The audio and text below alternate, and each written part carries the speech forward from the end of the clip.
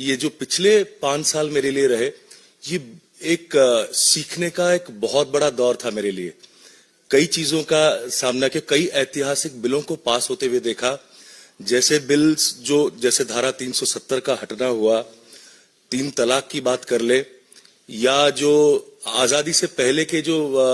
बने नियम थे, जो रूल्स आईपीसी, उसके उठने का और बीएनएस वगैरह आने का, ये हमारे स्वदेशी कानून लागू हुए। तो ऐसे ऐतिहासिक चीजों को देखकर मुझे बहुत गर्व महसूस हुआ, और एक युवा होने के नाते मैं चाहूंगा कि देश के हर एक युवा को इस जोश में, इस उम्मीद से, इस परिवार में शामिल होना चाहिए, ताकि हम देश को बहुत आगे और लेके चले और देश के लिए अच्छा काम करे। युवा जब चाहे, और ऐसे जब एक्सपीरियंस गुरुजन हमारे हैं, उनके उपदेश से, उनके निर्देश से हम अच्छा काम अगर करने की कोशिश करें कम से कम, तो देश में बहुत बदलाव आएगा। और आगे चल के मुझे यकीन है, आने वाले 5-10 सालों में भारत पूरे दुनिया का